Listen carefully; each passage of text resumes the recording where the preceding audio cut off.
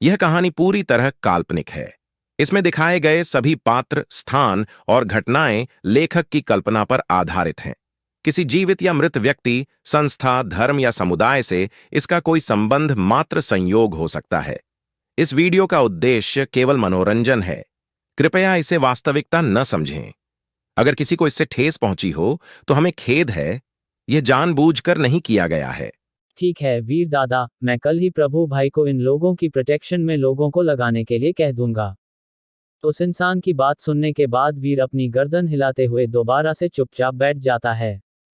इस समय आधी रात बीत गई थी और सभी कैदी आराम से सो रहे थे।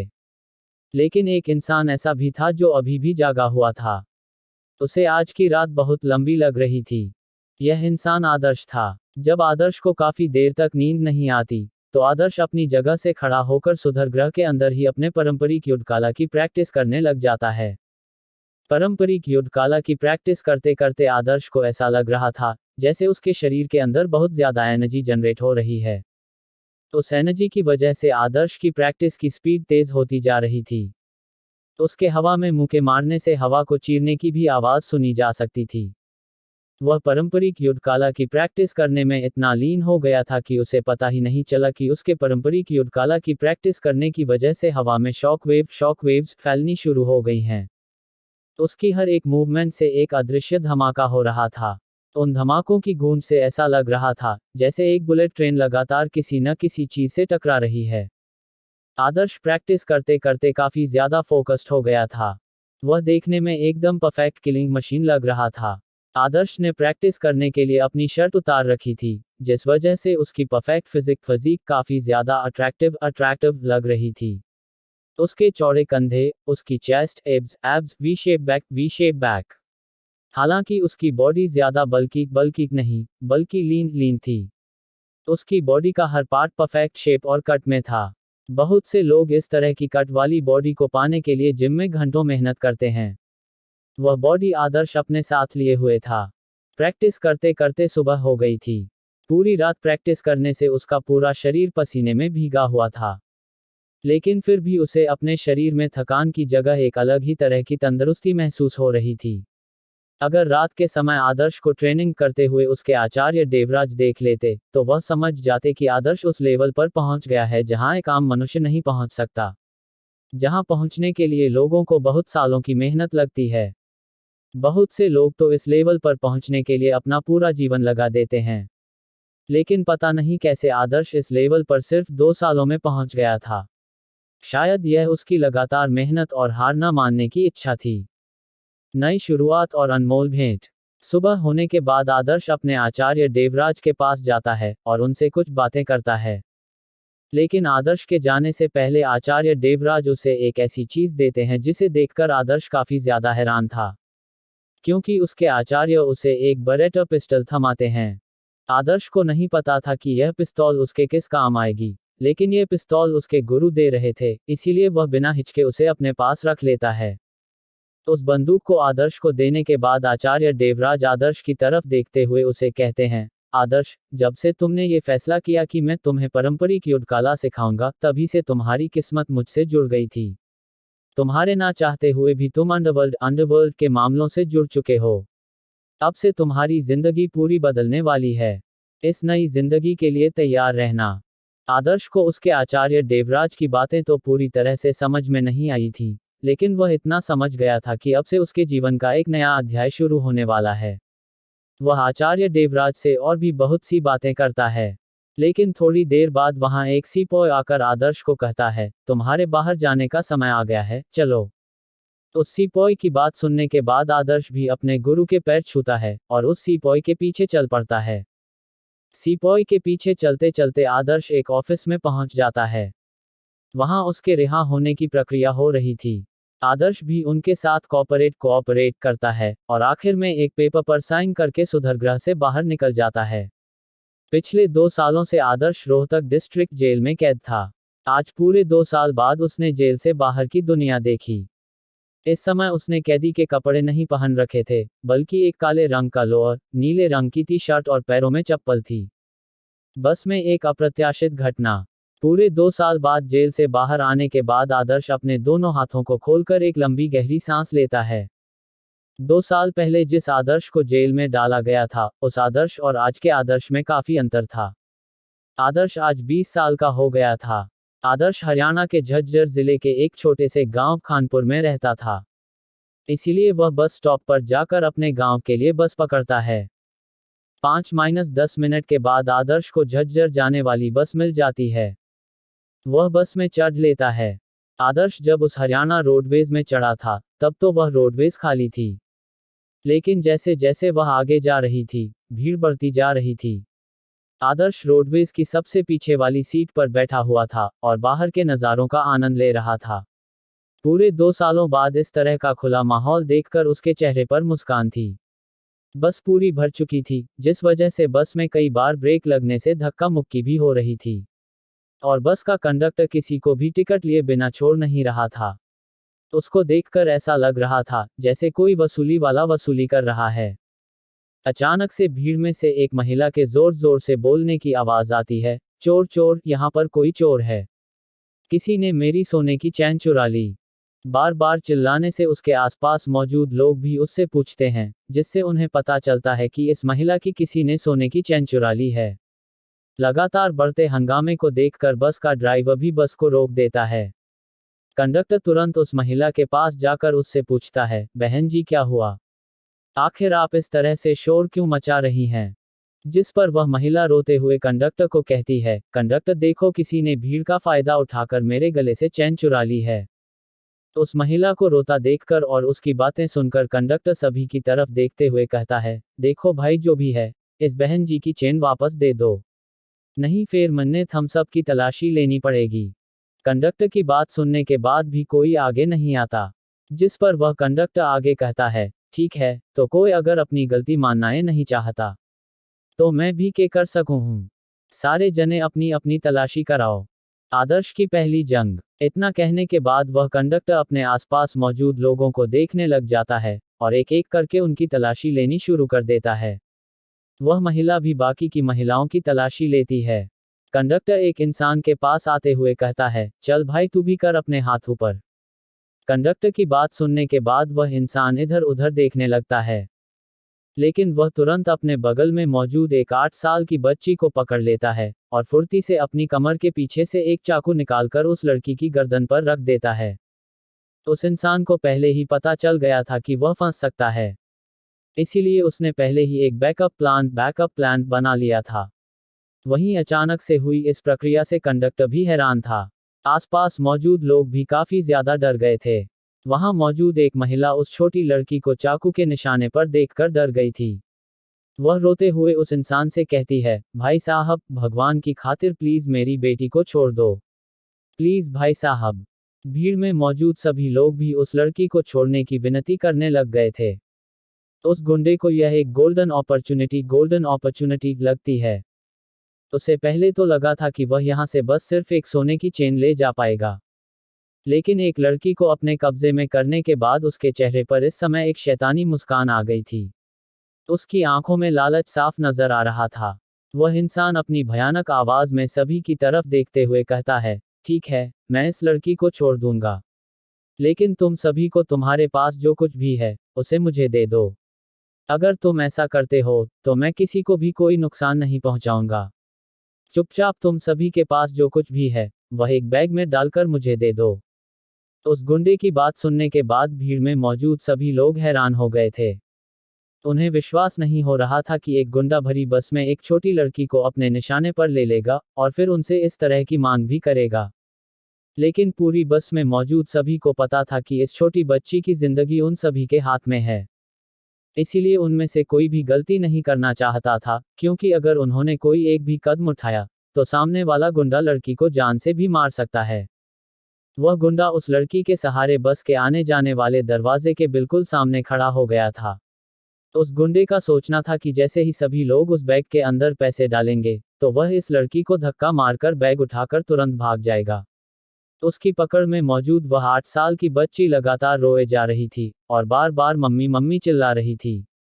उस छोटी बच्ची को रोता देखकर बस में मौजूद सभी लोग अपने दांत पीसते हुए, ना चाहते हुए भी उस बैग में अपने अपने पैसे रखने लग जाते हैं। उस भीड़ में से एक बूढ़ा इंसान उस गुंडे को कोसते हुए कहता है, आज ये पेंशन लेके आया था, आज ये यो गुंडा मिल गया, कीड़े पड़ के मारेगा ससुरा, गुंडा बना हांडा है, ज इतना ए जिगरा ले रहा है, तो छोरी न छोड़ के देख। उस बूढ़े इंसान की बात उस गुंडे को सुनाई दे जाती है, जिस वजह से उस गुंडे को और ज्यादा गुस्सा आ जाता है। जैसे ही वह बूढ़ा इंसान उस गुंडे के बैग में अपनी पेंशन रखता है, तो वह गुंडा उस बूढ़े के पेट में लात मारते हुए कहता है, बूढ़े तेरी जबान कमे घनी नहीं चल रही है, शुक्र मना तेरी बात सुन कह भी तन्ने जिंदा छोड़न लाग रहा हूं। न्यूनी 2 दिन की जिंदगी है, आराम त जिंदगी काट लून। खामे खा चौधर में पैर टेके। इस दृश्य को देखने के बाद कोई भी इंसान उस गुंडे के बारे में कुछ नहीं कहता, बस चुपचाप उसके पास जाते हैं और उसके पास मौजूद बैग के अंदर अपने पैसे रखने लग जाते हैं।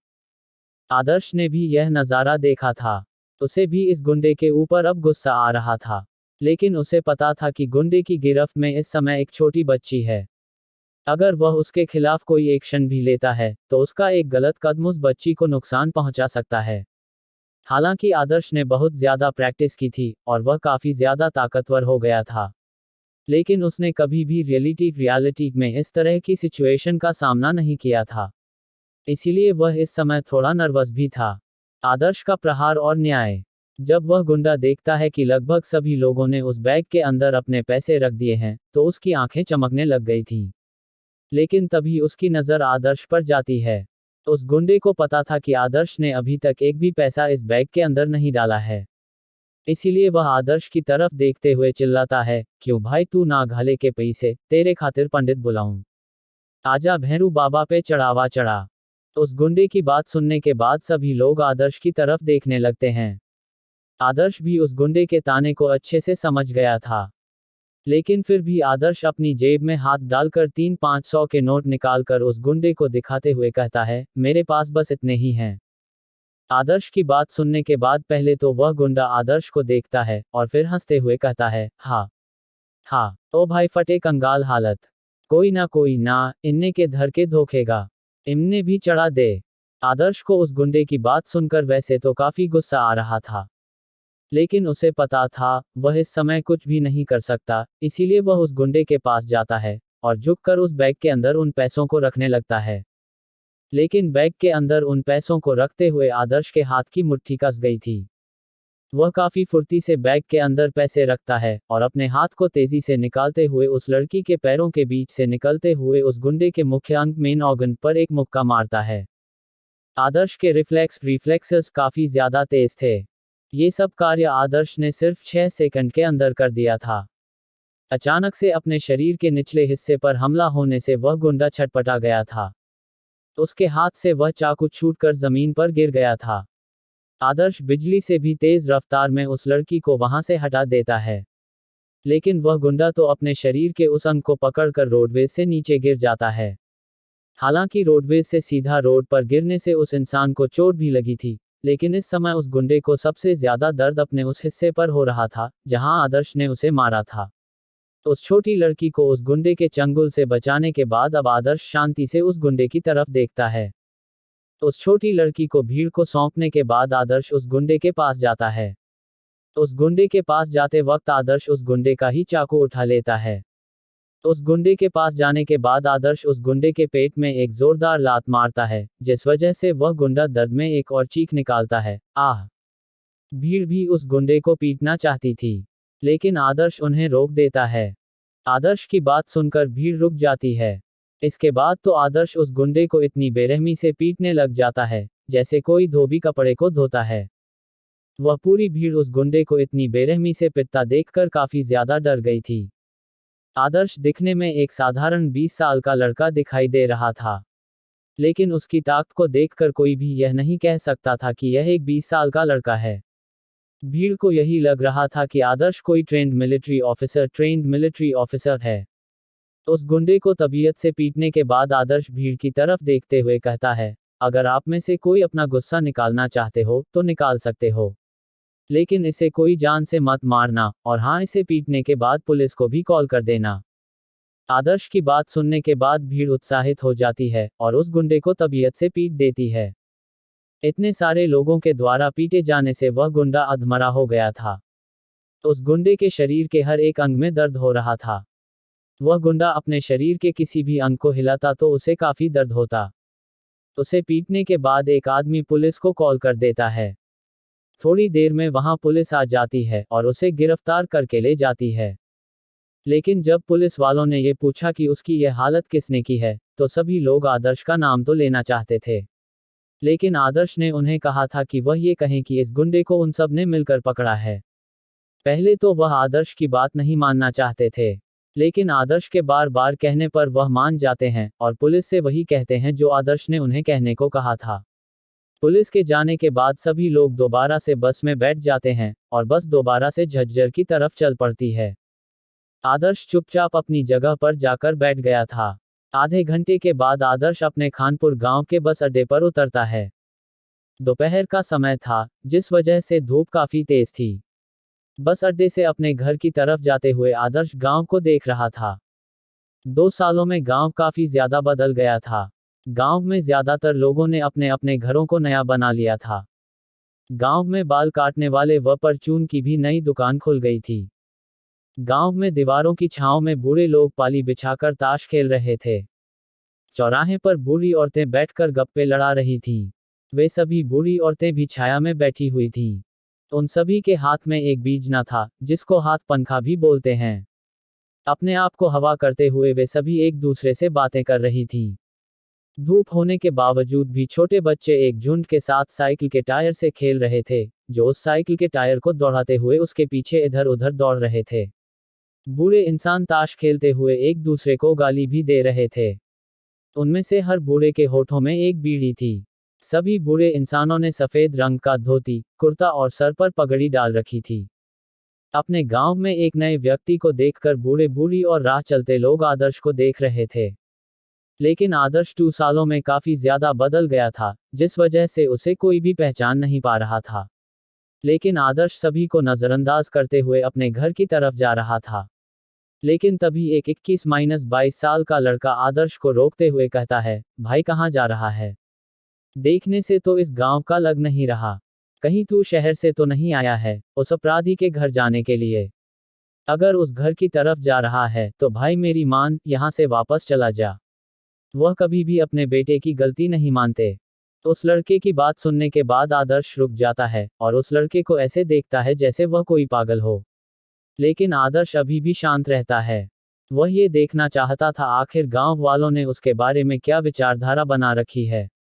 इसीलिए वह बड़ी ही शांत आवाज में उस लड़के से पूछता है, अच्छा तो क्या तुम मुझे ये बता सकते हो कि उस लड़के को किस जुर्म में अंदर डाला गया है? आदर्श की बात सुनकर वह लड़का ऐसे हंसता है जैसे वह सामने वाले के इसी सवाल का इंतजार कर रहा था। वह लड़का ये सारी बातें बताने में इतना ज्यादा उत्साहित हो रहा था कि उसे देखकर ऐसा लग रहा था जैसे किसी ने उसको उसके फेवरेट हीरो के बारे में बात करने को बोल दिया हो।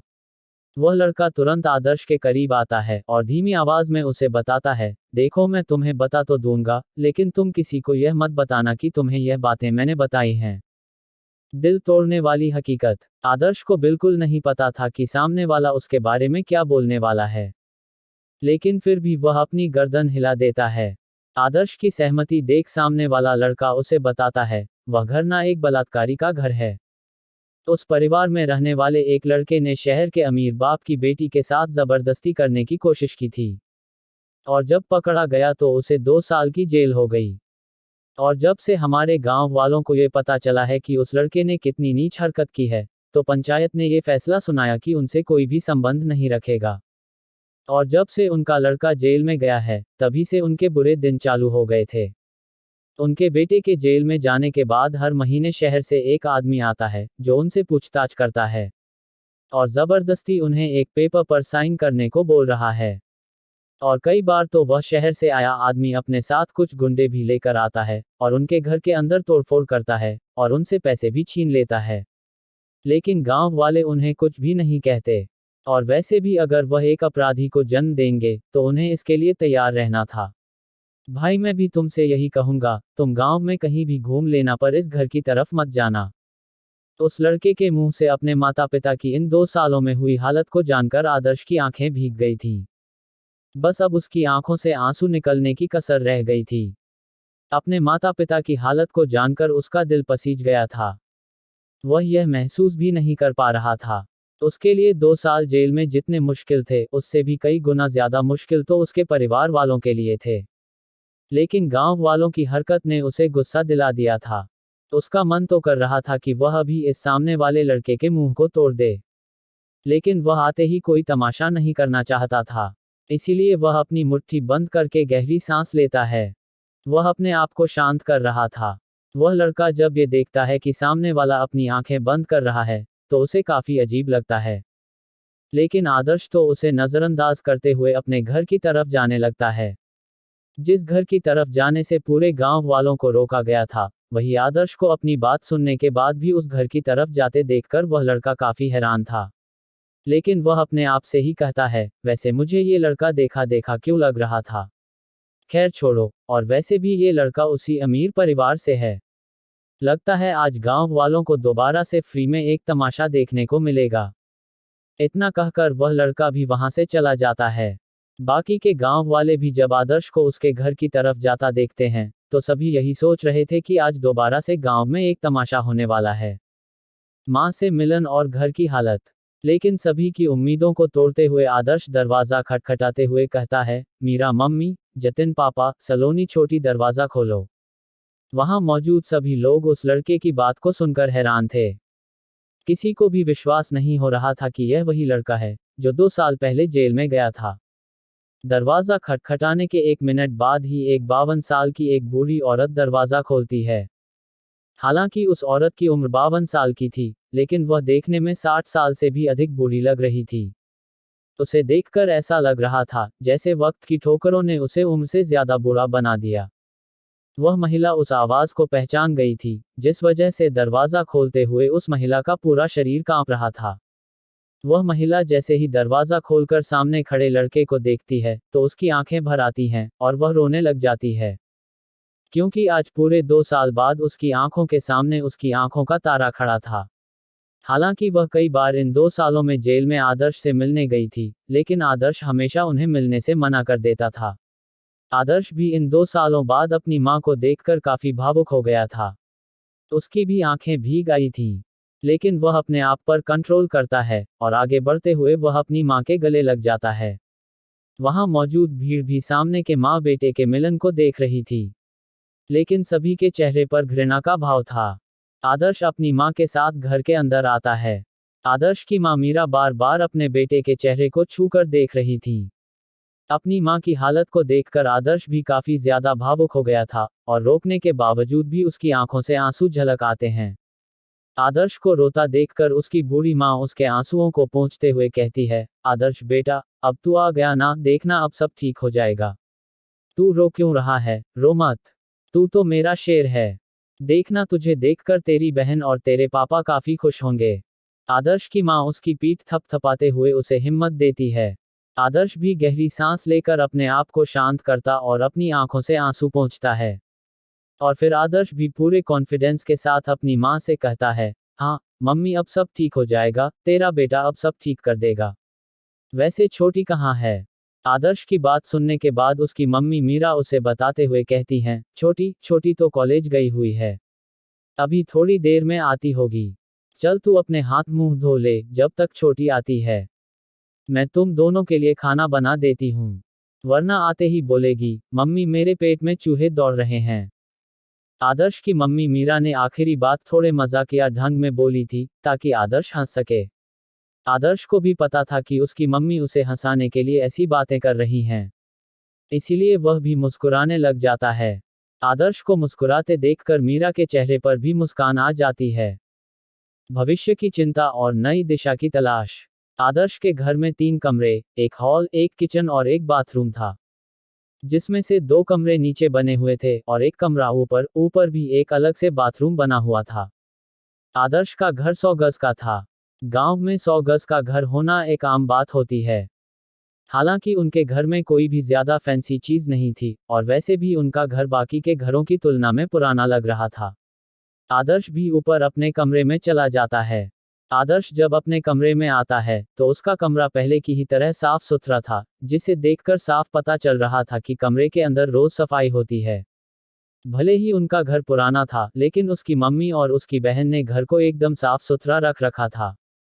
आदर्श के जेल जाने से पहले उसके पिता की एक सरकारी नौकरी थी, लेकिन आदर्श के जेल जाने के बाद अर्जुन राठौर ने अपनी ताकत का इस्तेमाल कर उन्हें भी उनकी नौकरी से हटवा दिया था। आदर्श के पिता जतिन सिंह अब बैंक में एक सिक्योरिटी गार्ड की नौकरी करते हैं, जिससे उनके घर का सामान्य खर्चा निकलता था। लेकिन अपने बेटे आदर्श के केस को लड़ने के लिए और सलोनी की पढ़ाई न छूट जाए, इसकी वजह से वह ब्याज पर पैसे लेते हैं, जिस वजह से लगभग उनकी पूरी तनख्वाह उस कर्ज को चुकाने में खर्च हो जाती है। इसी वजह से कई बार उनके महीने का खर्च भी नहीं निकल पाता था। इसी वजह से उन्होंने अपनी बेटी सलोनी को 10वीं के बाद सरकारी स्कूल में डाल दिया था, और 12वीं के बाद भी उसकी पढ़ाई के लिए उसे अच्छा कॉलेज नहीं मिला था। झज्जर में खानपुर के पास एक बहू नामक एक गांव था, जहां पर गवर्नमेंट गर्ल्स कॉलेज बना हुआ था। जब उसका एडमिशन अच्छे कॉलेज में नहीं हुआ, तो सलोनी को इसी कॉलेज में भेजा गया। और दूसरी बात यह थी कि अच्छे कॉलेज में एडमिशन के लिए कॉलेज वाले पैसे ले रहे थे, जिस वजह से सलोनी को गवर्नमेंट गर्ल्स कॉलेज में जाना पड़ रहा था। आदर्श देखता है कि उसको उसके पुराने कपड़े नहीं आ रहे हैं, इसीलिए वह नहा धोकर अपने वही कपड़े पहन लेता है। आदर्श अपने लोअर की जेब में हाथ डालता है तो वह देखता है कि उसके पास 500 के 30 नोट हैं। मतलब उसके पास 15,000 रुपये थे। बस में उस बच्ची और सभी की जान बचाने के लिए वहां बस में मौजूद सभी लोगों ने आदर्श को कुछ पैसे दिए थे, जिनको मिलाकर उसके पास 15,000 रुपये बने थे। हालांकि आदर्श इन्हें लेना तो नहीं चाहता था, लेकिन सभी के बार बार कहने से वह सभी को मना भी नहीं कर पाया। इन पैसों को देखते हुए आदर्श मन ही मन अपने आप से कहता है, शुक्र है मैंने इन पैसों को लेने से ज्यादा मना नहीं किया। अगर मुझे पता होता कि मेरे परिवार की हालत इतनी दयनीय है, तो मैं उन लोगों के द्वारा दी गई पहले वाली रकम को ले लेता। लेकिन कुछ न होने से तो कुछ होना बेहतर है। आदर्श यह बातें इसलिए कह रहा था क्योंकि वह सभी पहले आदर्श को 30,000 देना चाहते थे, लेकिन आदर्श के बार बार मना करने से उन्होंने रकम को आधा कर दिया था। अपने कमरे में बैठा आदर्श उन पैसों को अपनी जेब में डाल लेता है, और मन ही मन अपने आप से कहता है, जतिन पापा की भी उम्र होती आ रही है, वह कब तक हमारा खर्चा उठाएंगे। मुझे जल्द ही कोई काम ढूंढना होगा। आचार्य ने मुझे बताया था कि सबसे ज्यादा पैसा माफिया, ऑक्शन, शेयर मार्केट और बिजनेस से कमाया जा सकता है। आखिर मुझे किस फील्ड में जाना चाहिए। आदर्श जब इस बारे में अपने आप से सवाल पूछ रहा था, तभी नीचे से उसकी मम्मी उसको आवाज लगाते हुए कहती हैं, आदर्श बेटा, आजा खाना बना दिया, खाना खा ले। अपनी मम्मी की बात सुनने के बाद आदर्श गहरी सांस लेता है, और इन ख्यालों को सबसे पहले अपने दिमाग से बाहर निकालता है, और फिर नीचे जाने लगता है। वह नीचे जब आकर देखता है, तो उसकी बहन सलोनी भी अब तक आ चुकी थी। आदर्श जब सलोनी को देखता है, तो वह उसे देखकर मुस्कुराता है। सलोनी भी आदर्श को देखकर मुस्कुराती है, लेकिन उसकी मुस्कुराहट से साफ पता चल रहा था कि आदर्श को यहाँ पर देखना उसे कुछ ज्यादा पसंद नहीं आया। आदर्श को नहीं पता था कि उसकी बहन इस तरह से क्यों बिहेव कर रही है, लेकिन आदर्श को पता था कि उसकी बहन का मूड इस समय ठीक नहीं है। इसीलिए वह उसे कुछ नहीं कहता, और सीधा जाकर खाना खाने के लिए बैठ जाता है। आदर्श को यह माहौल थोड़ा ऑकवर्ड लग रहा था, इसीलिए वह अपनी बहन की तरफ देखते हुए उससे पूछता है, छोटी, और बता कैसी चल रही है तेरी पढ़ाई। आदर्श की बात सुन सलोनी उसका जवाब देते हुए कहती है, जैसी चलनी चाहिए वैसी चल रही है। आदर्श ने सलोनी से इस तरह के जवाब की उम्मीद नहीं की थी। आदर्श को ऐसा लग रहा था जैसे उसकी बहन उससे नाराज है। इसीलिए आदर्श अपनी बहन की तरफ देखते हुए बड़े ही प्यार से सलोनी से पूछता है, सलोनी, क्या कोई बात हो गई है जो तुम मुझसे इतना नाराज हो? क्या मुझे देखकर तुम्हें खुशी नहीं हुई? मैं पूरे 2 साल बाद तुमसे मिल रहा हूं, लेकिन तुम मेरे साथ इस तरह से क्यों बिहेव कर रही हो? आदर्श की इस बात को सुनने के बाद सलोनी अपने हाथ में मौजूद फोन को बंद करके अपने बगल में रख देती है, और आदर्श को देखने लगती है। सलोनी इस समय 18 वर्ष की हो गई थी, और वह काफी खूबसूरत भी थी। लेकिन इस समय उसके चेहरे पर एक अलग तरह का चिड़चिड़ापन था। वह आदर्श की तरफ देखते हुए उसे कहती है, आपको देखकर खुशी, इनफैक्ट मुझे तो बहुत ज्यादा खुशी है। मेरा वह भाई जिससे मैं बहुत ज्यादा प्यार करती थी, वह बाहर आ गया। पहले मुझे यही लगता था कि शायद आपको फंसाया गया है। लेकिन कुछ महीनों के बाद मुझे पता चला कि आप कितने घटिया और गिरे हुए इंसान हैं। इनफैक्ट आज मुझे आपको अपना बड़ा भाई कहते हुए भी शर्म आ रही है। आपकी उस हरकत की वजह से जतिन पापा की नौकरी चली गई। मुझे प्राइवेट स्कूल से निकालकर गवर्नमेंट स्कूल में डाल दिया। अच्छे नंबर होने के बावजूद भी मुझे अच्छे कॉलेज में एडमिशन नहीं मिला। मेरे साथ यह सब सिर्फ आपकी वजह से हुआ भैया। हमारे घर की कितनी खराब हालत है, आपको अंदाजा भी है। और जब भी मेरा मम्मी पापा आपसे जेल में मिलने जाते थे, आप कभी भी उनसे नहीं मिलते थे। क्या आपको पता है, उनके दिल पर उस समय क्या बीतती होगी? आदर्श का दर्द और माँ का गुस्सा। उन दोनों की आपस की बात सुनकर उन दोनों की मम्मी मीरा भी बाहर आ जाती हैं। उन्होंने सलोनी की बात सुन ली थी। इसीलिए वह सलोनी को डांटते हुए कहती हैं, बस सलोनी चुप, अपने बड़ों से ऐसी बात करते हैं। वह बड़े भैया हैं तुम्हारे। बेचारा कितनी प्यार से तुम्हारा हाल चाल पूछ रहा था। लेकिन तुम। उनकी मम्मी मीरा सलोनी से आगे कुछ कह पाती, उससे पहले ही आदर्श उनका हाथ पकड़ लेता है और अपनी गर्दन नहीं में हिला देता है। लेकिन उसकी बहन की बातों ने उसे अंदर तक हिला डाला था। वह डब्बाएं आंखों से जमीन की तरफ देखते हुए कहता है, मीरा मम्मी बस, इसमें सलोनी की कोई गलती नहीं है। ऐसा भी क्या गलत बोल दिया उसने, सही तो कह रही है। और हाँ, मुझे कुछ जरूरी काम है। बाहर जा रहा हूँ, बाहर ही खाना खा लूंगा। अपनी बात कहने के बाद आदर्श अपनी जगह से खड़ा होता है और घर से बाहर निकल जाता है। आदर्श को ऐसे बिना खाना खाए बाहर जाते देखकर आदर्श की मम्मी मायूस हो जाती हैं। लेकिन फिर वह गुस्सा करते हुए सलोनी की तरफ देखते हुए कहती हैं, मिल गई तेरे कलेजे को ठंडक। पूरे 2 साल बाद आज वापस लौटा था। सोचा था अपने हाथों से स्वादिष्ट खाना बनाकर उसे अपने हाथों से खिलाऊंगी। लेकिन नहीं, तुझे कहाँ उसे घर में रहने देना था। बिना खाना खाए चला गया ना। अपनी मम्मी की बात सुनने के बाद सलोनी उनकी तरफ देखते हुए कहती है, बस मम्मी, गया तो गया अब। मैं क्या करूं, अगर कुछ बातें नहीं सुन सकता, तो इसमें मेरी क्या गलती है? और आप मुझे खाना ला कर देंगी, या फिर मैं भी बिना खाना खाए अपने कमरे में जाऊं? सलोनी की इस बात को सुनकर मीरा चिढ़ते हुए कहती हैं, हाँ रुक जा, ला कर देती हूँ। इतना कहने के बाद मीरा वापस रसोई के अंदर चली जाती हैं। रसोई के अंदर जाते हुए वह बड़बड़ा रही थी, पता नहीं क्या हो गया इस लड़की को। जब से कॉलेज में गई है, इसके पर निकल आए हैं। इसकी जबान करेले के जैसी कड़वी हो गई है। बेचारे को इसकी बातों का कितना बुरा लगा होगा। लेकिन यह महारानी तो एक बार शुरू हो जाती है, चुप होने का नाम नहीं लेती। पूरी तरह से बिगाड़ कर रख दिया है इसके जतिन पापा ने इसे। आदर्श का नया दृढ़ संकल्प। वहीं घर से बाहर निकलने के बाद आदर्श गांव में मौजूद झोड़ के पास आ जाता है। झोड़ उसे कहा जाता है जहां पर गाय भैंस नहाती हैं। हरियाणा के लोग इसे कई बार मस्ती मजाक में भैंसों का स्विमिंग पूल भी कहते हैं। अभी भी झोड़ के अंदर भैंसें लेटी हुई थीं। आदर्श भी वहां पर जाकर एक दीवार के ऊपर पैर लटकाकर बैठ जाता है। इस समय उसके दिमाग में बहुत सी चीजें एक साथ चल रही थीं। लेकिन आज सलोनी की बात सुनने के बाद आदर्श अंदर से टूट गया था।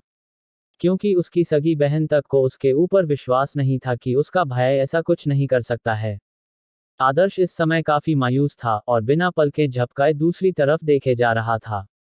उसकी आंख के कोने से मोती बराबर एक आंसू आ गया था, जिसको आदर्श अपने बाएं हाथ के बीच वाली उंगली से तुरंत पोंछ लेता है।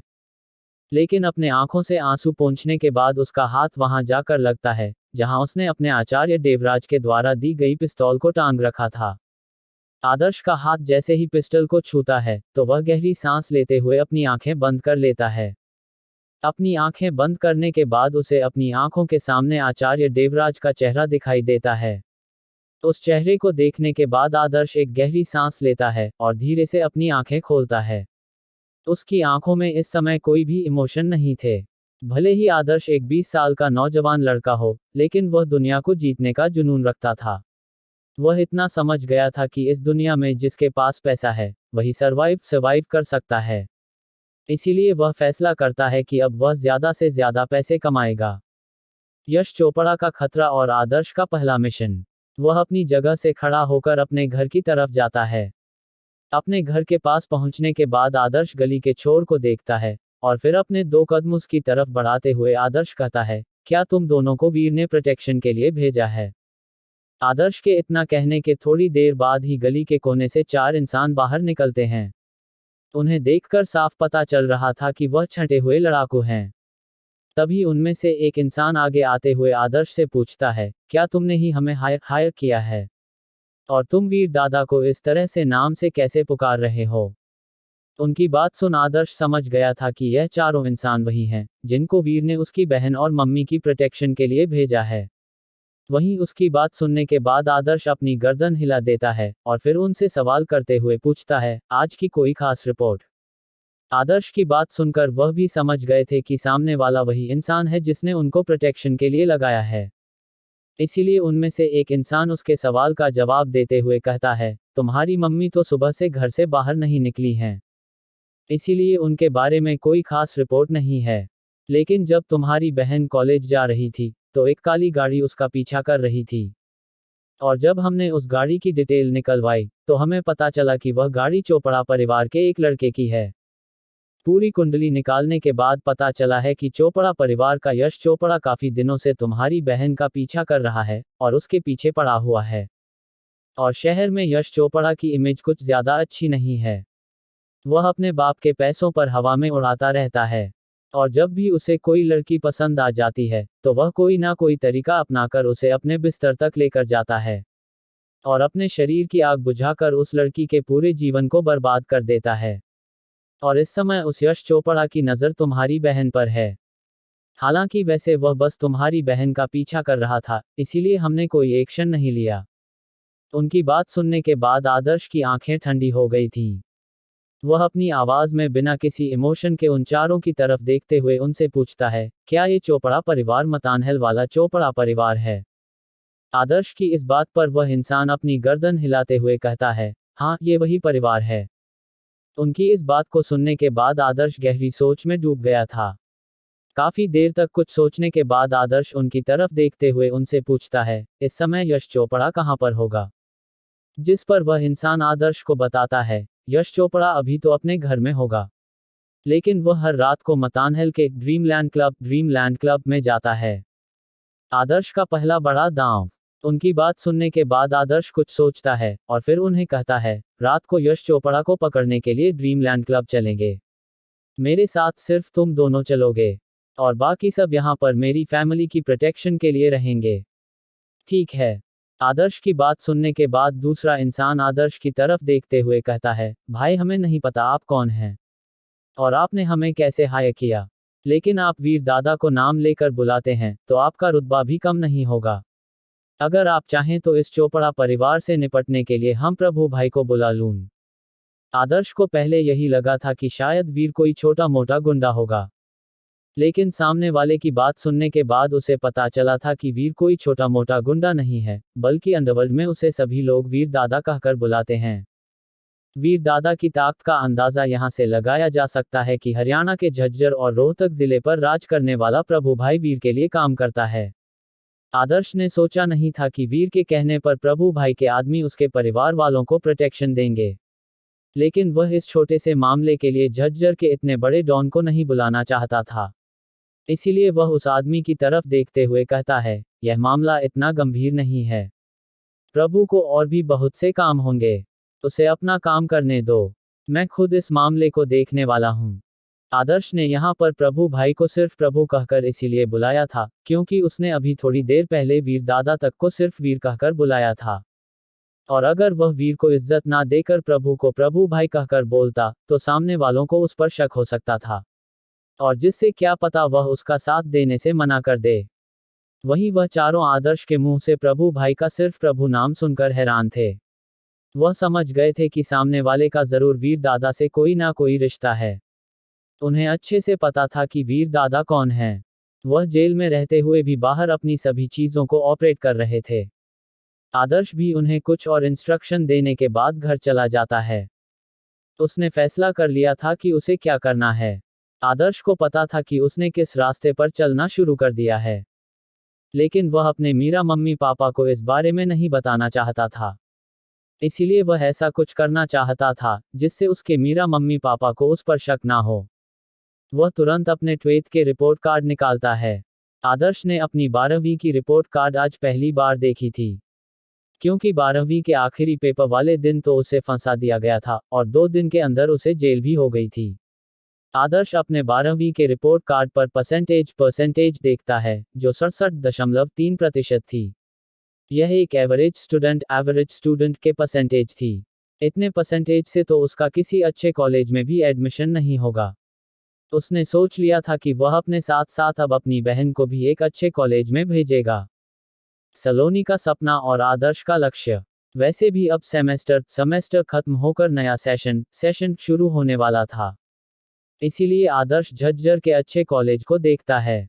उसे सबसे अच्छा college Ganga institute of technology and management लगा।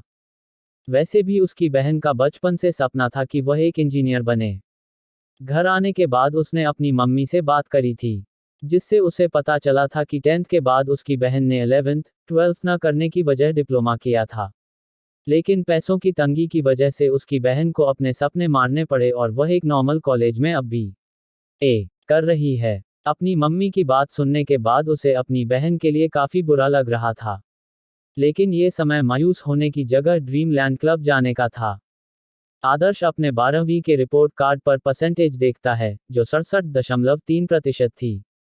यह एक एवरेज स्टूडेंट के परसेंटेज थी। इतने परसेंटेज से तो उसका किसी अच्छे कॉलेज में भी एडमिशन नहीं होगा। उसने सोच लिया था कि वह अपने साथ साथ अब अपनी बहन को भी एक अच्छे कॉलेज में भेजेगा। वैसे भी अब सेमेस्टर खत्म होकर नया सेशन शुरू होने वाला था। इसीलिए आदर्श झज्जर के अच्छे कॉलेज को देखता है। उसे सबसे अच्छा college Ganga institute of technology and management GITM लगा। वैसे भी उसकी बहन का बचपन से सपना था कि वह एक इंजीनियर बने। घर आने के बाद उसने अपनी मम्मी से बात करी थी, जिससे उसे पता चला था कि 10वीं के बाद उसकी बहन ने 11वीं 12वीं करने की जगह डिप्लोमा किया था। लेकिन पैसों की तंगी की वजह से उसकी बहन को अपने सपने मारने पड़े और वह एक नॉर्मल कॉलेज में अब भी कर रही है। अपनी मम्मी की बात सुनने के बाद उसे अपनी बहन के लिए काफी बुरा लग रहा था। लेकिन ये समय मायूस होने की जगह ड्रीमलैंड क्लब जाने का था। घर पर नया बहाना और तीखी बहस। लेकिन वहां पर जाने के लिए उसे घर पर भी कुछ बहाने बनाने थे।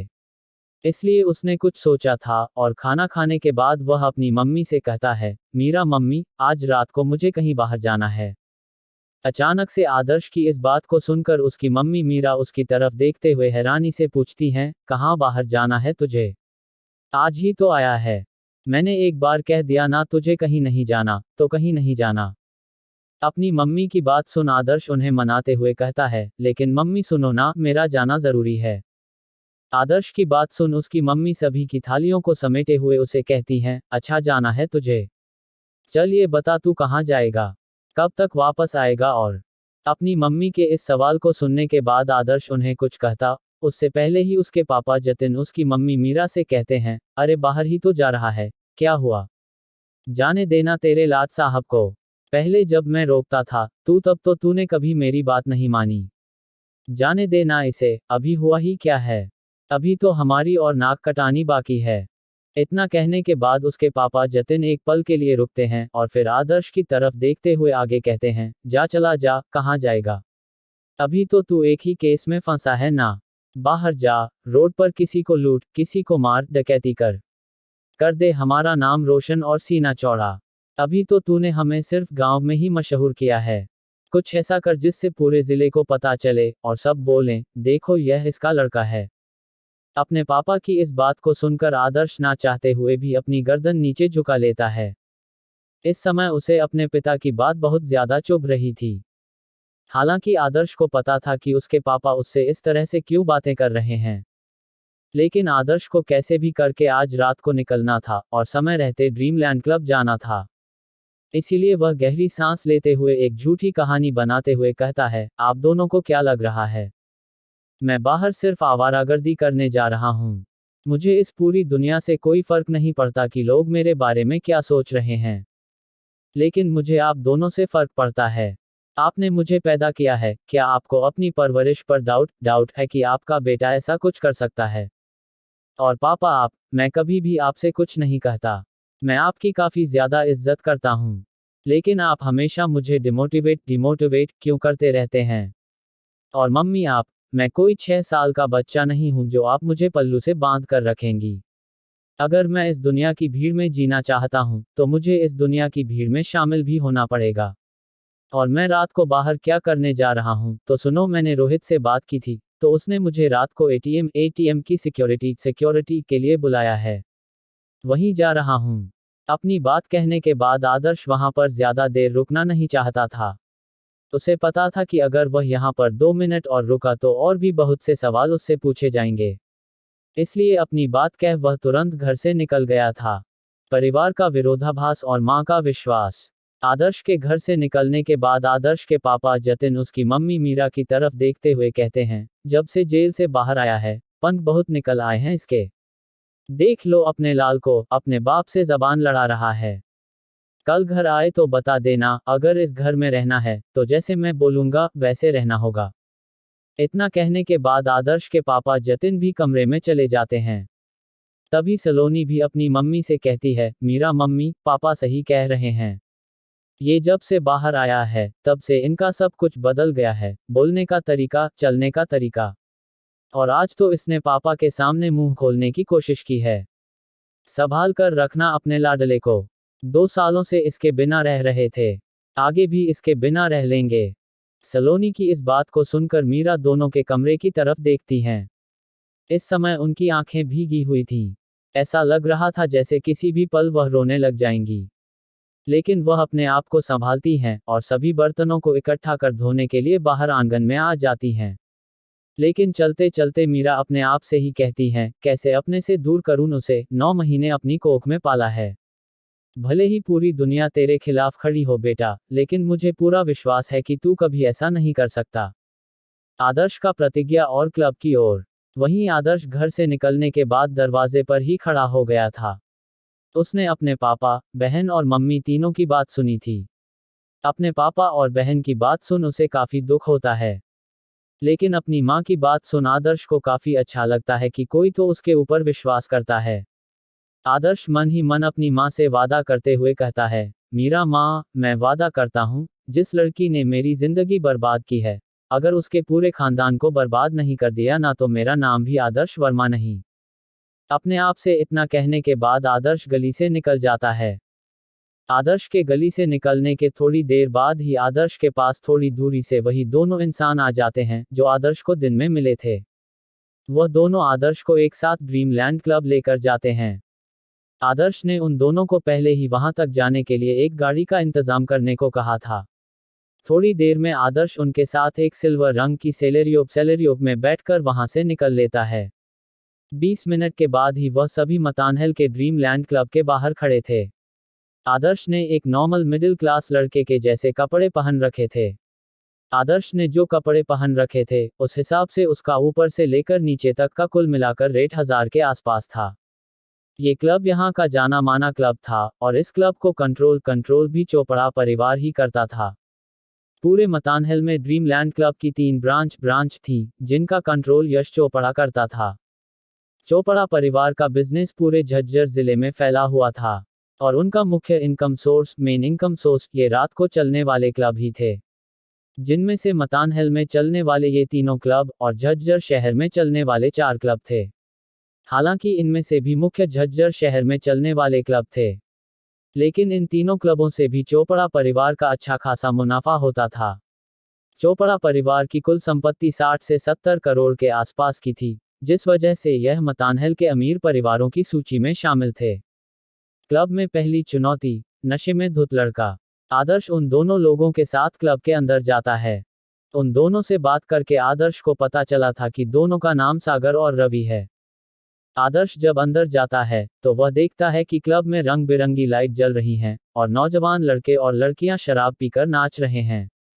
इस क्लब में हर तरह की वह अश्लील हरकत हो रही थी, जो आम क्लबों में होती है। अंदर आने के बाद आदर्श दोनों को कुछ इशारा करता है। सागर और रवि आदर्श के इशारे को देखकर समझ गए थे कि अब उन्हें क्या करना है। वह तुरंत इधर उधर घूमते हुए किसी को ढूंढने लग जाते हैं। आदर्श भी वहां पर हो रही सभी हरकतों को नजरअंदाज करते हुए सभी को बड़े ध्यान से देख रहा था। आदर्श सभी को देखते हुए अचानक से दूसरी तरफ मुड़ जाता है, जिस वजह से एक व्यक्ति उससे टकरा जाता है। अचानक किसी का टकरा जाने से आदर्श तुरंत माफी मांगते हुए कहता है, सॉरी, मुझे माफ करना। अपनी बात कहने के बाद आदर्श देखता है कि यह एक नौजवान लड़का है, जो बिल्कुल नशे में धुत था। इस लड़के ने अपने आप को अमीर दिखाने के लिए महंगे कपड़े पहन रखे थे। ये लड़का इतना ज्यादा नशे में था कि इससे चला भी नहीं जा रहा था। अचानक से आदर्श के टकराने से वह लड़का लड़खड़ा कर जमीन पर गिर जाता है। आदर्श तुरंत अपना हाथ आगे बढ़ाते हुए उसे उठाता है। ये लड़का देखने में ना ज्यादा हैंडसम था और ना ही ज्यादा खराब था, और इस लड़के की उम्र भी 25 साल के आसपास की थी। अपने आप के नीचे गिर जाने के बाद वह लड़का धीरे से टेबल का सहारा लेकर खड़ा होता है। वह लड़का अपने नशे से भरी आवाज में आदर्श पर गुस्सा करते हुए कहता है, साले तू होता कौन है? मुझे टक्कर मारने वाला। तू जानता नहीं मैं कौन हूँ। वह लड़का अपने ही नशे में मग्न था। आदर्श उससे बहस नहीं करना चाहता था, क्योंकि उससे बहस करने से उसका समय बर्बाद होगा, और उसके लिए इस समय की ही कमी थी। वह आज रात के अंदर ही यश चोपड़ा से मिलना चाहता था। इसीलिए वह सामने वाले से माफी मांगते हुए कहता है, भाई मुझे माफ कर दे, मुझे नहीं पता था अचानक से तुम मेरे सामने आ जाओगे। आदर्श की माफी सुन सामने वाला किकर के झाड़ पर चढ़ते हुए कहता है, पहले तो मुझसे जानबूझकर टकराए और अब मुझसे माफी मांग रहे हो। लेकिन चलो कोई नहीं, जब तुम माफी मांग रहे हो तो मैं भी बात को आगे नहीं बढ़ाना चाहता। चलो मैं तुम्हें माफ करता हूं, लेकिन उससे पहले तुम्हें अपने घुटनों के बल बैठकर मुझसे माफी मांगनी होगी। चलो चलो जल्दी मुझसे माफी मांगो, फिर मैं तुम्हें माफ कर दूंगा और आज के तुम्हारे इस क्लब का खर्चा मैं उठाऊंगा। ये लड़का यहाँ पर अपने आप को कुछ ज्यादा ही बड़ा समझ रहा था। उसे लग रहा था कि वह यहाँ का अकेला राजा है। आदर्श भी इससे माफी मांगकर अपना पीछा छुड़ाना चाहता था, लेकिन जब आदर्श ये देखता है कि सामने वाला चाहता है कि वह घुटने टेके, तो आदर्श का चेहरा सख्त हो जाता है। अपने 2 साल की ट्रेनिंग में आदर्श के आचार्य देवराज ने आदर्श को बताया था कि माता पिता और भगवान के अलावा किसी के भी सामने घुटने नहीं टेकने चाहिए और सर नहीं झुकाना चाहिए। लेकिन अपनी गलती होने की वजह से आदर्श उससे माफी मांग रहा था, लेकिन सामने वाला कुछ ज्यादा ही बड़ी मांग कर रहा था। ये लड़का यहाँ पर अपने आप को कुछ ज्यादा ही बड़ा समझ रहा था। उसे लग रहा था कि वह यहाँ का अकेला राजा है। आदर्श भी इससे माफी मांगकर अपना पीछा छुड़ाना चाहता था, लेकिन जब आदर्श ये देखता है कि सामने वाला चाहता है कि वह घुटने टेके, तो आदर्श का चेहरा सख्त हो जाता है। अपने 2 साल की ट्रेनिंग में आदर्श के आचार्य देवराज ने आदर्श को बताया था कि माता पिता और भगवान के अलावा किसी के भी सामने घुटने नहीं टेकने चाहिए और सर नहीं झुकाना चाहिए। लेकिन अपनी गलती होने की वजह से आदर्श उससे माफी मांग रहा था, लेकिन सामने वाला कुछ ज्यादा ही बड़ी मांग कर रहा था। आदर्श यहाँ पर खड़ा होकर इस लड़के के साथ समय बर्बाद नहीं करना चाहता था। वह इस क्लब में सिर्फ और सिर्फ यश चोपड़ा से मिलने आया था, और वह यश चोपड़ा को जानता भी नहीं था। उसे तो ये भी नहीं पता था आखिर यश चोपड़ा दिखता कैसा है। आदर्श को पता चल गया था कि वह जब तक यहाँ पर खड़ा रहेगा, ये लड़का ऐसे ही बोलता रहेगा। आदर्श इस लड़के के मुंह नहीं लगना चाहता था, इसीलिए वह उसे नजरअंदाज करते हुए जाता है। लेकिन जब वह लड़का ये देखता है कि आदर्श उसे नजरअंदाज कर रहा है, तो उस लड़के को काफी ज्यादा गुस्सा आता है। वह आगे बढ़ते हुए आदर्श का हाथ पकड़ लेता है, और उसे मारने के लिए वह अपना हाथ ऊपर उठाता है। आदर्श इस लड़के की इस हरकत से काफी ज्यादा नाराज हो गया था। वह लड़का आदर्श को थप्पड़ मारकर अपना सारा गुस्सा निकालना चाहता था, लेकिन शायद आज इस लड़के का दिन अच्छा नहीं था। वह जैसे ही आदर्श को थप्पड़ मारने वाला होता है, आदर्श तुरंत उसका हाथ बीच हवा में ही पकड़ लेता है, और उस लड़के को गुस्से से देखने लग जाता है। आदर्श इस क्लब में किसी जरूरी काम से आया था, इसीलिए वह इस लड़के के मुंह नहीं लगना चाहता था। लेकिन अब आदर्श इस लड़के की और ज्यादा बदतमीजी सहन नहीं कर पाया। इन 2 सालों में आदर्श का पूरा व्यक्तित्व बदल गया था। वह बहुत कम बोलने वाला हो गया था। वह तभी अपना मुंह खोलता था जब उसे लगता था कि हाँ, यहाँ पर बोलना जरूरी है। इसीलिए आदर्श उस लड़के की यह हरकत को देखकर उसे बिना कुछ बोले सीधा उसके चेहरे पर एक जोरदार थप्पड़ जड़ देता है। स्टॉक। उस लड़के ने पहले ही दारू पी रखी थी, और आदर्श के थप्पड़ से वह लड़का लड़खड़ाकर सीधा जमीन पर गिरता है। आदर्श ने उस लड़के को इतनी जोर से थप्पड़ मारा था कि उस लड़के का एक साइड का चेहरा सूजकर पूरी तरह से लाल हो गया था।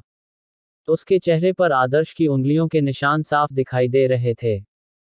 थप्पड़ के इम्पैक्ट से उस लड़के को अपना मुंह खोलने में भी दिक्कत हो रही थी। आदर्श के इस एक थप्पड़ से उस लड़के की सारी पी हुई उतर गई थी। वहीं उस लड़के को थप्पड़ मारने के बाद आदर्श स्क्वाट पोजीशन में बैठता है और उस लड़के को देखते हुए कहता है, मेरी गलती थी, मैंने तुझे माफी मांगी।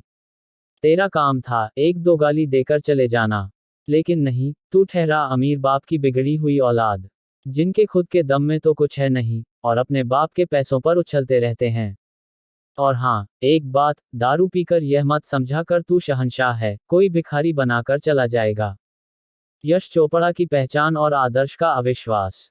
उस लड़के से इतना कहकर आदर्श खड़ा ही हुआ था कि तभी उसके पास सागर और रवि आ जाते हैं और आदर्श को बताते हुए कहते हैं, हमने पूरे क्लब को देख लिया लेकिन हमें यश चोपड़ा कहीं पर भी दिखाई नहीं दिया।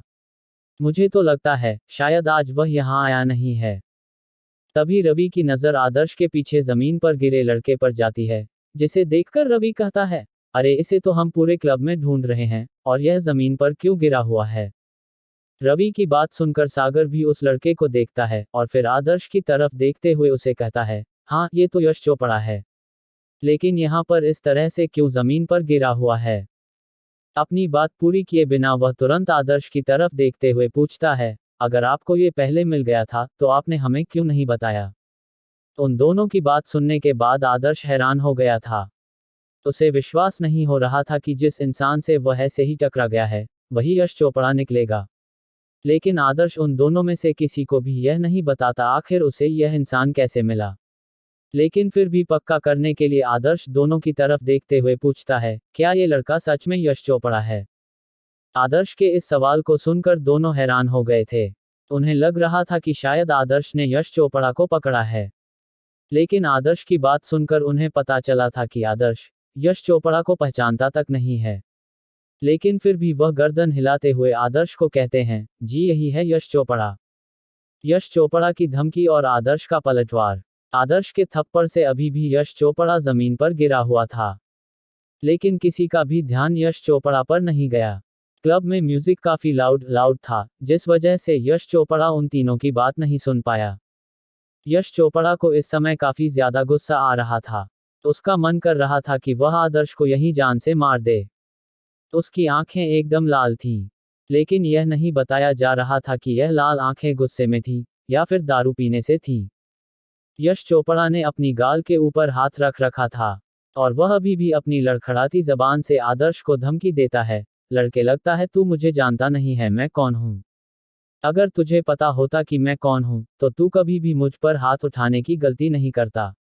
मैं चोपड़ा परिवार से यश चोपड़ा हूँ। यश चोपड़ा बेटा तू 5 मिनट रुक, बस 5 मिनट, अगर यहीं खड़े खड़े तेरे शरीर के टुकड़े नहीं कर दिए ना तो मेरा नाम यश चोपड़ा नहीं। यश चोपड़ा के बार बार बोलने से अब आदर्श काफी ज्यादा इरिटेट हो गया था और अब तो उसे ये भी पता चल गया था कि यही लड़का यश चोपड़ा है, इसलिए अब वह इसके ऊपर कोई रहम नहीं दिखाने वाला है। आदर्श तुरंत यश चोपड़ा को उसकी कॉलर से पकड़कर उठाता है और सागर और रवि को अपने साथ आने का इशारा करता है। आदर्श यश चोपड़ा को लेकर तुरंत क्लब के बाहर पार्किंग में आ जाता है। यश चोपड़ा जब से आदर्श के हत्थे लगा है तब से वह आदर्श की पकड़ से छूटने के लिए छटपटा रहा था। थोड़ी देर पहले जो यश चोपड़ा बड़ी बड़ी बातें कर रहा था, अब वह आदर्श की पकड़ से छूटने के लिए अपने दोनों हाथ जोड़कर उससे भीख मांग रहा था। यश चोपड़ा इस समय किसी मेमने की तरह आदर्श से माफी मांगते हुए कहता है, भाई मुझे माफ कर दे, भाई मुझे जाने दे, भाई प्लीज, भाई मैं खुद घुटनों के बल बैठकर तुझसे माफी मांगूंगा। तू एक बार बोल भाई, मैं तेरे को उतने पैसे देने को तैयार हूँ भाई, लेकिन प्लीज मुझे छोड़ दे। मैं तेरे आगे हाथ जोड़ता हूँ, पैर पड़ता हूँ, मुझे माफ कर दे भाई, मैंने तेरे से इस तरह से बात की। आदर्श का खौफनाक बदला और रणजीत चोपड़ा को धमकी।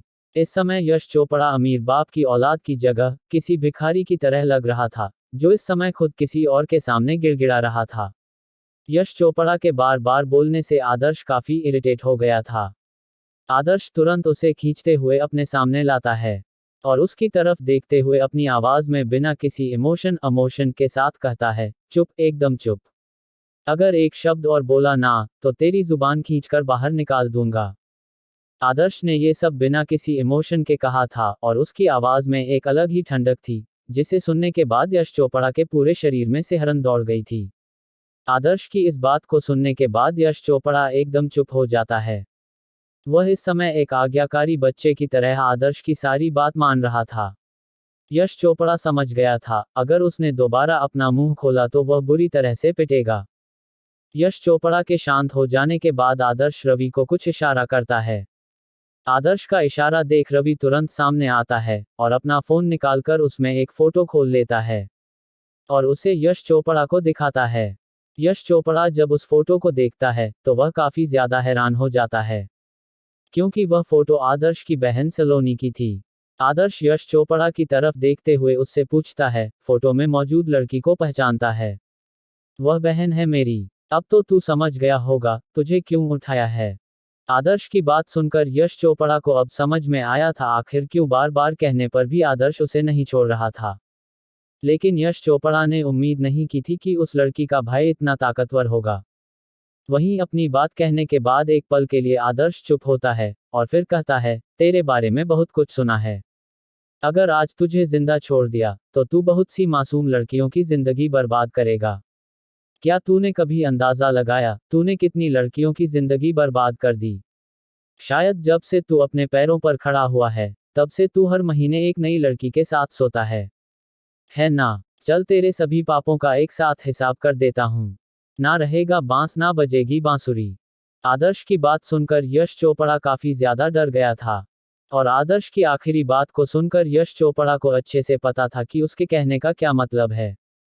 वह आदर्श से कुछ कहता, उससे पहले ही आदर्श अपनी बात खत्म करके अपने घुटने से तेजी से यश चोपड़ा के उस हिस्से पर मारता है जहां से किसी के मर्द होने का पता चलता है। आदर्श के एक हमले से यश चोपड़ा दर्द में बिलबिला उठता है। वह अपने शरीर के उस हिस्से को पकड़कर जमीन पर गिर जाता है और दर्द में इधर उधर छटपटाने लग जाता है। लेकिन आदर्श यहीं पर ही नहीं रुकता। उसे इस समय काफी ज्यादा गुस्सा आ रहा था। इसीलिए वह दोबारा से यश चोपड़ा के पास जाता है और अपना पैर उठाकर यश चोपड़ा के दोबारा से उस हिस्से पर रख देता है। हालांकि यश चोपड़ा ने अपने उस हिस्से को अपने हाथों से ढक रखा था, लेकिन आदर्श के फोर्स की वजह से यश चोपड़ा के हाथ की हड्डी भी टूट जाती है, जिस वजह से यश चोपड़ा जोर जोर से चीख चिल्ला रहा था। लेकिन इस पार्किंग एरिया में कोई भी उसकी सुनने वाला नहीं था। आदर्श के पैर के नीचे आने से यश चोपड़ा के शरीर का वहन पूरी तरह से बर्बाद हो गया था। आदर्श ने जो कहा था उसने वह पूरा किया था। अब बांसुरी बजाने के लिए यश चोपड़ा के पास उसका बांस तो था, लेकिन उसके बांस की जड़ खराब हो गई थी।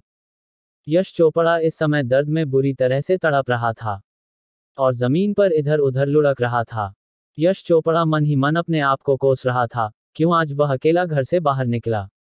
यश चोपड़ा जब भी घर से बाहर जाता था तो वह अपने दोस्तों के साथ निकलता था, लेकिन आज वह अपने दोस्तों को साथ लेकर नहीं आया था।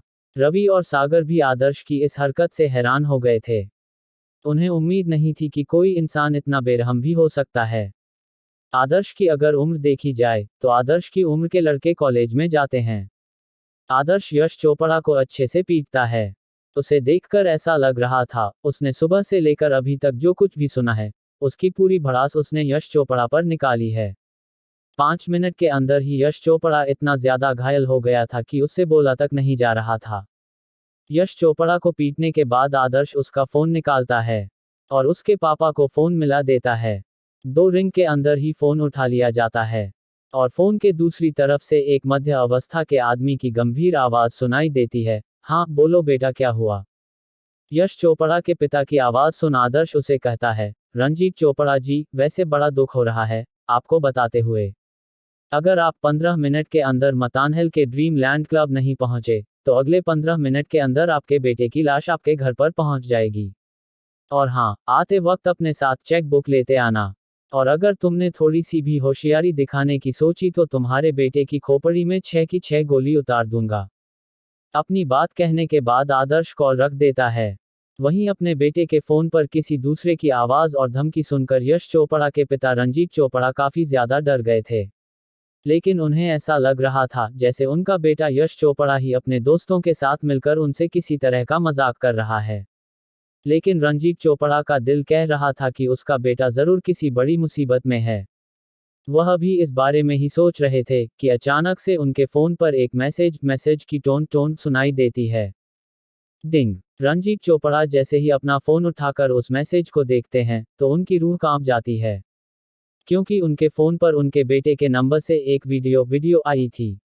उस वीडियो को देखकर रंजीत चोपड़ा को काफी ज्यादा गुस्सा आ रहा था और अपने बेटे के लिए उन्हें बुरा भी लग रहा था। लेकिन उन्हें सबसे बड़ा डर इस बात का लग रहा था कि कहीं उनके बेटे को कुछ हो तो नहीं गया है। तभी उनके फोन पर दोबारा से एक टेक्स्ट मैसेज आता है जिस पर लिखा हुआ था, your time starts now. Ranjit Chopra अच्छे से समझ पा रहा था कि इस मैसेज का क्या मतलब है। रंजीत चोपड़ा के ऊपर अचानक से एक इतना बड़ा बम फूटा था कि अब वह कुछ सोच भी नहीं पा रहे थे। वह जैसी हालत में बैठे थे वैसी हालत में खड़े होते हैं और दौड़ते हुए सीधा घर से बाहर निकलते हैं और अपने ड्राइवर को गाड़ी निकालने को कहते हैं। रंजीत चोपड़ा अच्छे से समझ पा रहे थे कि इस मैसेज का क्या मतलब है। रंजीत चोपड़ा के ऊपर अचानक से एक इतना बड़ा बम फूटा था कि अब वह कुछ सोच भी नहीं पा रहे थे।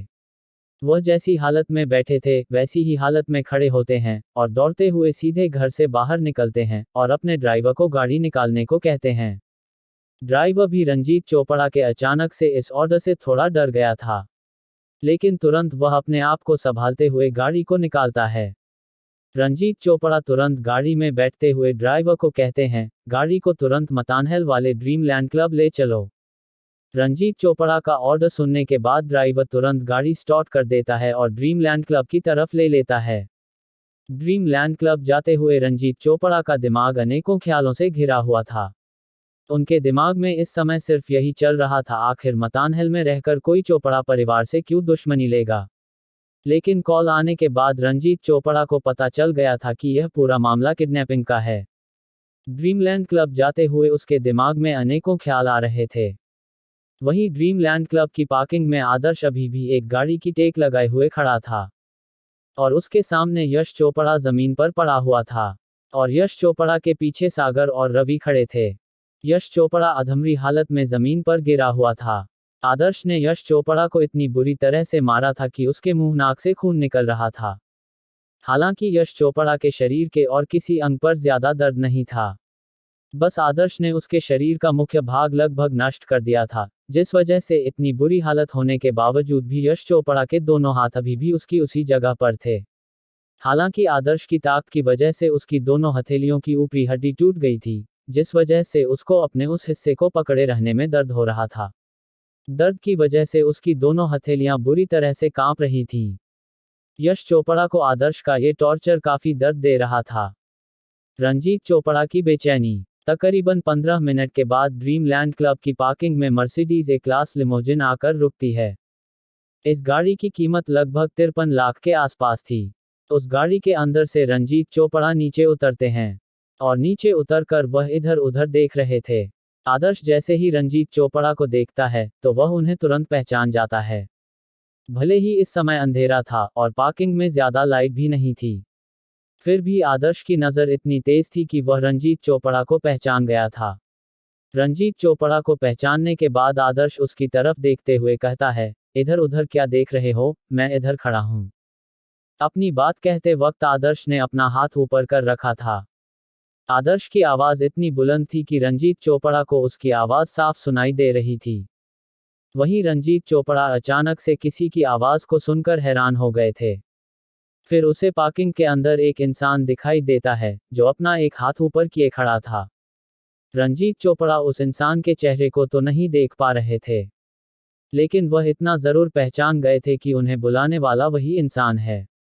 इसलिए रंजीत चोपड़ा तुरंत उस इंसान की तरफ जाने लगते हैं। उस इंसान के काफी करीब आने के बाद रंजीत चोपड़ा ध्यान से देखते हैं तो उन्हें पता चलता है कि सामने वाला सिर्फ 20 साल का लड़का है। लेकिन तभी उनका ध्यान जमीन पर जाता है जहां एक इंसान दर्द में बुरी तरह से तड़प रहा था। रंजीत चोपड़ा उस इंसान को देखकर तुरंत पहचान गए थे कि वह कौन है। उस इंसान को देखकर उनके पैरों तले से जमीन खिसक गई थी। वह तुरंत अपने बेटे यश चोपड़ा के पास जाना चाहते थे और रंजीत चोपड़ा जैसे ही अपने बेटे यश चोपड़ा के पास जाने के लिए अपना कदम बढ़ाते हैं, तभी उनके सामने एक इंसान आकर खड़ा हो जाता है। यह इंसान कोई और नहीं बल्कि आदर्श के साथ आने वाला सागर था। सागर और रवि की नोकझोंक। सागर रंजीत चोपड़ा की तरफ देखते हुए हल्के मजाकिया अंदाज में कहता है, अरे इतनी जल्दी में क्यों हो, सवारी किस ओर चली, ये तो बताते जाओ।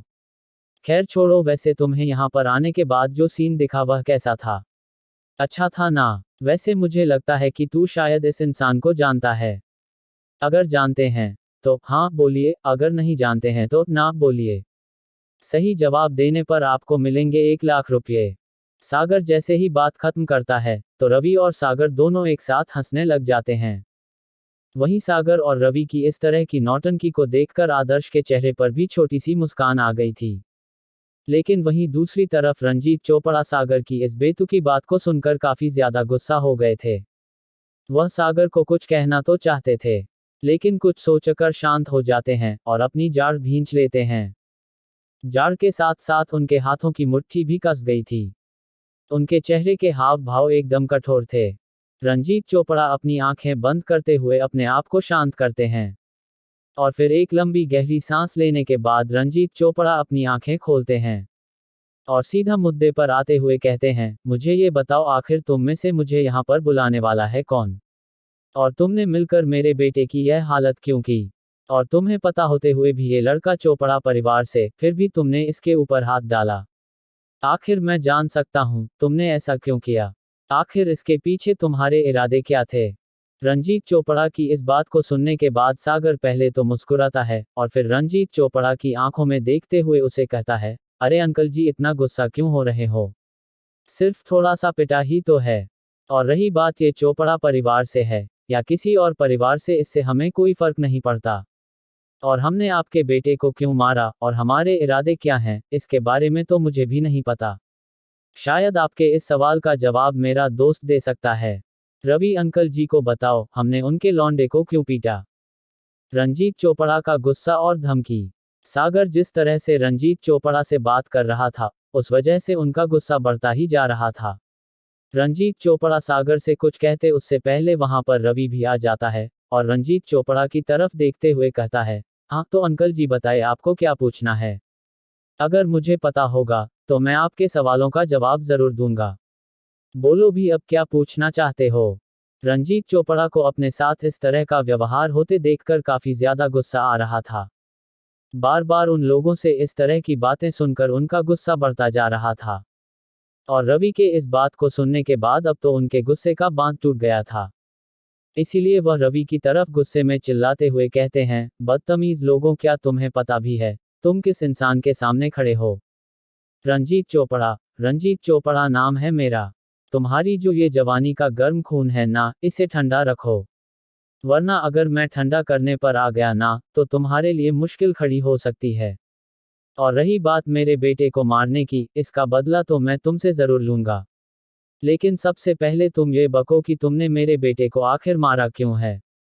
अगर तुम चुपचाप मुझे सब सच सच बता देते हो तो मैं तुम्हें एक आसान मौत दे दूंगा, वरना भगवान कसम तुम्हें ऐसी मौत दूंगा कि मेरे परिवार की तरफ नजर उठाने वाला 100 बार सोचेगा। आदर्श का जवाब और रंजीत चोपड़ा की बेबसी। रंजीत चोपड़ा की इस धमकी को सुनने के बाद रवि का चेहरा कठोर हो गया था। उसका मन तो कर रहा था कि वह इस रंजीत चोपड़ा को एक खींचकर थप्पड़ मार दे। रंजीत चोपड़ा की इस धमकी को सुनने के बाद अब आदर्श चुप नहीं रह सकता था। वह अपने कदम आगे बढ़ाते हुए रंजीत चोपड़ा से कहता है, हम तो अपना जवानी का खून ठंडा कर लेंगे रंजीत चोपड़ा, लेकिन बुढ़ापे में आने के बाद भी तुम्हारा खून लगता है ठंडा नहीं हुआ है। चलो कोई नहीं, तुम्हारे खून को ठंडा करने के लिए हम बैठे हैं ना यहाँ पर। और जब से आए हो तब से यही रट लगाए जा रहे हो, मेरे बेटे को क्यों मारा, मेरे बेटे को क्यों मारा। तो सुनो, मेरा मन कर गया, इसलिए मैंने तुम्हारे बेटे को पीट दिया। अब बोलो तुम क्या कर लोगे? और वैसे भी तुम्हारे जैसा झूठी कसम खाने वाला इंसान इस दुनिया में नहीं रहना चाहिए। और तुम क्या मुझे मौत दोगे? अगर मैं तुम्हें मारने पर आ गया तो उसके बाद अगर तुम मेरे पैरों पर गिरकर भी अपनी जिंदगी की भीख मांगोगे तो भी मैं तुम्हें जिंदा नहीं छोड़ूंगा। आदर्श अब तक चुप था, लेकिन अब वह बोला तो एकदम सॉलिड बोला था। आदर्श ने भले ही यह बात काफी शांति से कही थी, लेकिन उसकी बात में दम और रुतबा था। आदर्श की आवाज शांत होने के साथ साथ इतनी भयानक थी कि वह आत्मा तक को झकझोर के रख सकती थी। वहीं आदर्श का हर एक शब्द रंजीत चोपड़ा के दिल में डर की लहर पैदा कर रहा था। रंजीत चोपड़ा ने अब तक इस लड़के पर कुछ ज्यादा ध्यान नहीं दिया था। रंजीत चोपड़ा आदर्श की उम्र को देखकर अपने आप को शांत करते हैं। आदर्श की बात सुन पहले तो रंजीत चोपड़ा को काफी डर लगा था, लेकिन अब उन्हें उस पर काफी ज्यादा गुस्सा आ रहा था। रंजीत चोपड़ा को इस समय इतना ज्यादा गुस्सा आ रहा था कि वह गुस्से के मारे हंसने लग गए थे। वह हंसते हुए ही आदर्श से कहते हैं, बच्चे लगता है आजकल तू फिल्में कुछ ज्यादा ही देखने लग गया है। और अभी जो तूने अपनी औकात से बड़ी जो ये बात बोली है ना, उनको अपने तक ही सीमित रख। बच्चे तेरी उम्र अभी पोगो देखने की है, जा पोगो देख। बड़ों के मामले में टांग नहीं अड़ाया करते हैं। जा, वापस पीछे जाकर खड़ा हो जा। अभी मैं तुझसे बड़ों से बातें कर रहा हूं ना, चल वापस जा। रंजीत चोपड़ा अपनी बात कहने के बाद रवि और सागर की तरफ देखते हैं, जो उसकी बात को सुनकर अपना माथा पीट रहे थे और उसकी तरफ तरस भरी नजरों से देख रहे थे। रंजीत चोपड़ा को कुछ समझ नहीं आता, आखिर ये दोनों उसकी तरफ इस तरह से क्यों देख रहे हैं। वहीं रंजीत चोपड़ा की बात को सुनकर आदर्श के चेहरे के हाव भाव कठोर हो गए थे। उसकी आंखें किसी बर्फ की तरह ठंडी हो गई थीं। वह अपनी ठंडी निगाहों से रंजीत चोपड़ा को देखता है। रंजीत चोपड़ा जब अपनी गर्दन घुमाते हुए आदर्श की आंखों में देखते हैं, तो उनकी जान हलक में अटक गई थी। रंजीत चोपड़ा को इस समय ऐसा लग रहा था, जैसे कोई खूंखार जानवर उन्हें घूर रहा है और किसी भी पल वह जानवर उनको चीर फाड़ कर रख देगा। आदर्श अपनी ठंडी आवाज में रंजीत चोपड़ा की तरफ देखते हुए कहता है, तुम एक बाप हो, फिर भी तुम्हें यह नहीं पता कि तुम्हारा बेटा आखिर रहता कहाँ है और क्या करता रहता है। शायद तुम्हें अपने बेटे से प्यार नहीं है, और क्या पता बाहर तुम्हारी कोई नाजायज औलाद हो। वैसे भी तुम अमीरों के चोंचले बड़े अजीब होते हैं। तुम्हारे लिए यह कोई बड़ी बात नहीं होगी। शायद तुम्हें अपने बेटे के जीने मरने से कोई फर्क नहीं पड़ता। रंजीत चोपड़ा को अंतिम चेतावनी। रंजीत चोपड़ा से इतना कहने के बाद आदर्श चुप होता है और फिर एक गहरी सांस लेते हुए रवि की तरफ देखता है और फिर गंभीरता से उसे कहता है, रवि जरा एक बार यश चोपड़ा के हाल तो देखो, क्या वह सांस ले रहा है या नहीं। अगर ले रहा हो तो उसकी सांस रोक दो, क्योंकि उसके पापा को उसके जीने या मरने से कोई फर्क नहीं पड़ता। क्यों, मैंने सही कहा ना रंजीत चोपड़ा जी। आदर्श की बात सुनकर रंजीत चोपड़ा के हाथ पांव फूल गए थे। उन्हें विश्वास नहीं हो रहा था कि कोई उन्हीं के सामने उन्हीं के बेटे को जान से मारने की धमकी भी दे सकता है। वह तुरंत आदर्श और रवि को रोकने के लिए कुछ कहते उससे पहले ही उनके फोन पर एक मैसेज की रिंगटोन सुनाई देती है। उस मैसेज की रिंगटोन को सुनकर तीनों इंसान रंजीत चोपड़ा की तरफ देखने लग जाते हैं। वहीं रवि को रुकता देखकर रंजीत चोपड़ा एक राहत की सांस लेते हैं। रंजीत चोपड़ा तुरंत अपनी जेब से फोन निकालकर मैसेज को देखते हैं और जैसे ही रंजीत चोपड़ा उस मैसेज को पढ़ते हैं, तो उनके चेहरे पर मुस्कान आ जाती है। अगले ही पल रंजीत चोपड़ा एकदम रिलैक्स हो जाते हैं और वह एक लंबी गहरी सांस लेते हैं। रवि और सागर को कुछ समझ नहीं आ रहा था, अब तक जो रंजीत चोपड़ा कभी गुस्सा हो रहा था तो कभी डर रहा था, वह एकदम से इतना शांत कैसे हो गया। वहीं आदर्श भी रंजीत चोपड़ा के चेहरे की मुस्कान को देखता है और फिर वह भी एक शैतानी मुस्कान पास करता है। रंजीत चोपड़ा को देखकर मुस्कुराने के बाद आदर्श अपनी गर्दन घुमाते हुए पार्किंग के एंट्रांस की तरफ देखता है। आदर्श ने अपने पहले मिशन में यश चोपड़ा को बुरी तरह से चोट पहुंचाकर उसके पिता रंजीत चोपड़ा को भी अपनी ताकत का एहसास करा दिया है। अब कहानी में एक नया मोड़ आता दिख रहा है, जहां रंजीत चोपड़ा का रवैया अचानक बदल जाता है। क्या ये कोई चाल है या कोई नई चुनौती? आगे क्या होगा, ये जानने के लिए तैयार रहें। ऐसे ही चीज़ों देखने के लिए शुरू सुनने के लिए मैं हमको सब्सक्राइब करें और टेलीग्राम चैनल से जब भी ज्वाइन करें तो आप नेक्स्ट